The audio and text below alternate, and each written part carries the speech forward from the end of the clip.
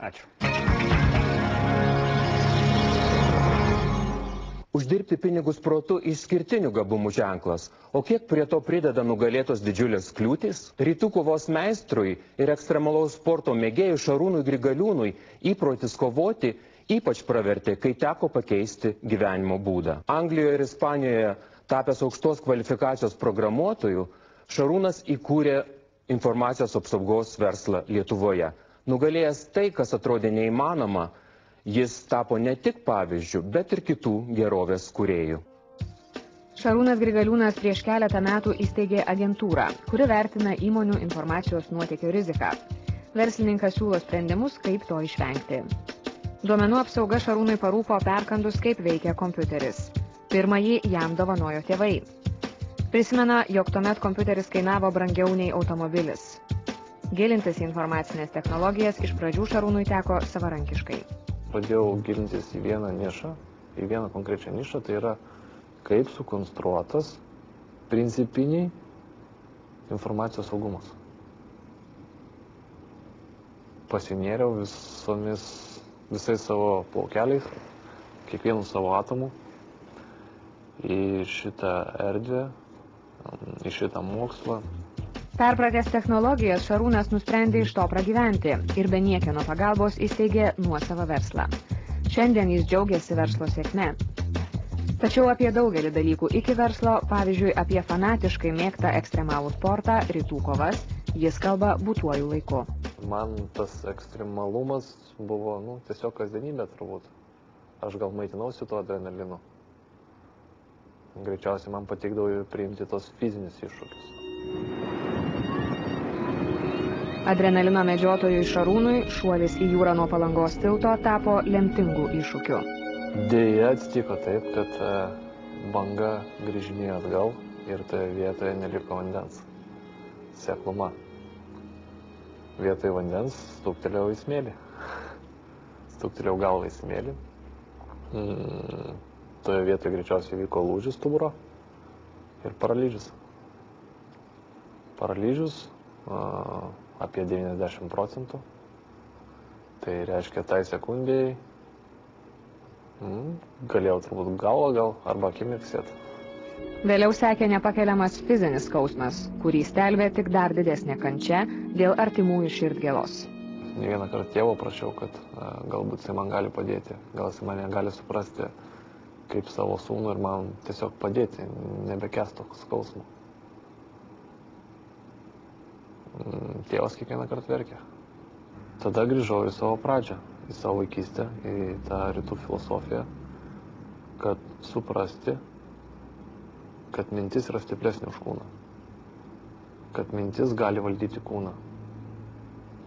Taip praėjo 5 metai, kol aš pirmą kartą išėjau iš namų.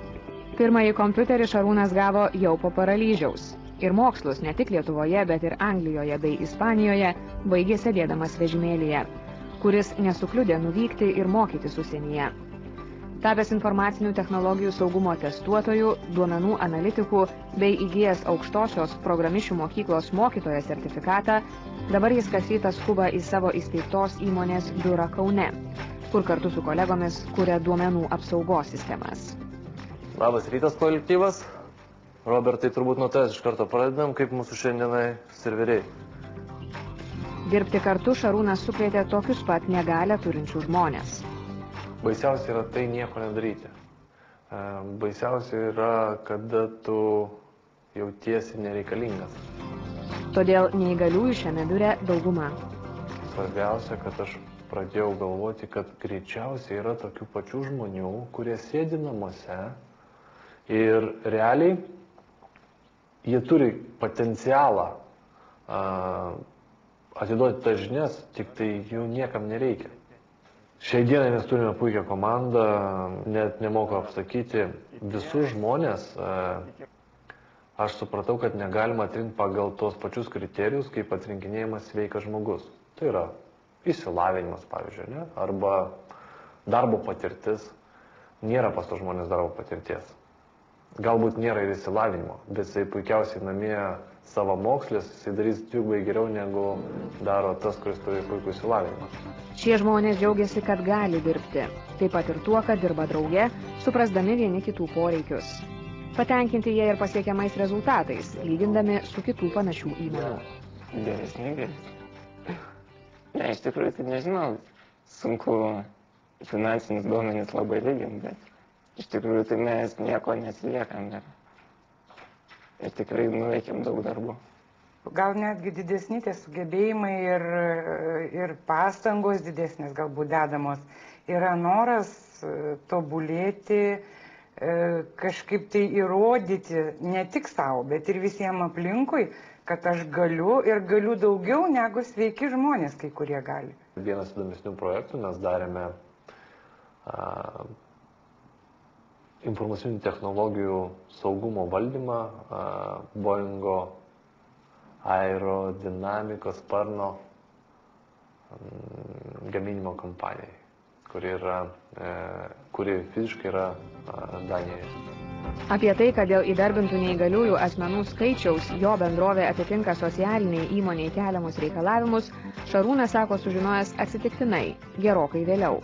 Iš pradžių jie dirbo kaip ir visi kiti, nesitikėdami ir neieškodami pagalbos ar lengvatų.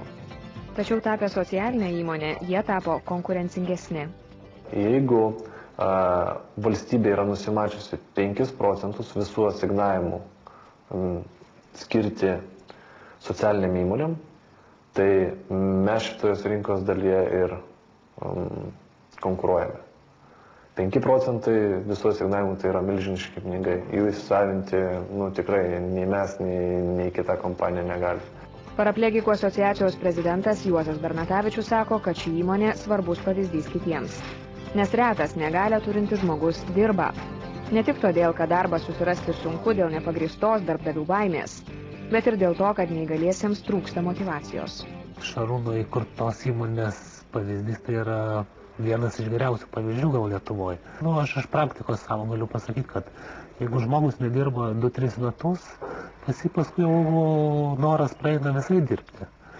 Jis gal užsidaro savoje aplinkoje, namuose ar kokiu tai kitokiu interesu turi ir jis jau nelabai ir nori dalyvauti. Va ta vidinė motyvacija kiekvieno neįgalio, tai pats stipriausias argumentas yra, ar aš noriu dirbti ir dalyvauti darbo rinkoje ar nenoriu. Tačiau verslas ne vienintelė Šarūno veikla.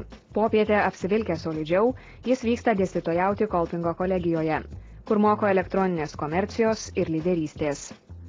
Jaunus žmonės jis stengiasi išmokyti praktinių dalykų, to, ką, kaip sako, sugeba pats, kad studentai galėtų dar mokydamiesi užsidirbti papildomų pinigų prie tėvų duodamų kišenpinigių. Šią katalikišką kolegiją yra baigęs ir pats Šarūnas. Jam smagu, kad būtent čia savo patirtimi jis gali praturtinti būsimus verslininkus. Kadangi jis yra verslininkas, viską pasakoja ir pritaiko tas teorinės žinias su verslumu susiję ir man tai labai patinka. Kaip asmenybė jisai labai toks, energija jo labai gera, man irgi pritraukia tiesiog klausyti ir iš jos paskaitų išėjęs būni tiesiog toks susikrovęs, nes tiesiog viską imi, ką jisai duoda. Asmenybė, kalbėdama apie Šarūną, pabrėžė ir jo buvusi dėstytoja, dabar bendradarbė Rasa. Svarbiausia, kad jis leidžia kitiems pamiršti, jog pats turi specialių poreikių. Kiek nebuvo to diskomforto, kad mes kartais net pamiršdavom, darydami susitikimą 3. aukšte ar 2, kad jam reiktų dar tais laiptais kažkaip užlipti. Mūsų gyvenimo kokybė priklauso nuo mūsų minčių sodrumo. Tai jis yra dabar tas žmogus, kuris labai gerai supranta, kaip sodrinti tas savo mintis, nes jis yra žmogus, kuris turi mylimą ir mylinčią žmoną, kuria savo svajones, planus ir atvirai tuo dalinasi ir manau, kad svarbiausia tiki tuo. Meilė iš pirmo žvilgsnio. Taip Šarūnas pasakoja apie pirmąjį susitikimą su žmona Virginija. Susipažino su ja jau sėdėdamas vežimėlyje ir prisimena, kaip pirmąsyk išvydęs panoro, kad ji visą laik būtų šalia. Kai pamačiau tą moterį, aš apie nieko daugiau ir negalvojau. Tai yra, nieko daugiau negalvojau, kaip tik tai būti kaip nors kartu. Sugalvojau, jai darbo vietą sukūriau, priverčiau ją eiti į darbą, priverčiau, kad jinai būtų šalia, atsiskaitinėtų man, kad aš ją galėčiau matyti, kad galėčiau galbūt, nežinau, jausti. Tiesiog aš supratau, kad tas žmogus yra mano. Virginija, žvelgdama į mane, niekados nematė vežimėlio, pasakoja Šarūnas. Povestuvinė kelionė į Kretos salą. Šarūnas sako, kad labiausiai jį piktina teiginiai, jog neįgalus žmogus kažko negali. Aš stengiuosi rodyti savo pavyzdžių, kad neįgalus žmogus gali patekti į bet kurią vietą, jeigu jis tik tai šito nori. Sakiau, būtinai lipsiu į kalnus. Svarbu norėti, svarbu tikėti. Svarbu tikėti, kad tu gali. Ir niekas tas nesustabdys. Nėra tokios.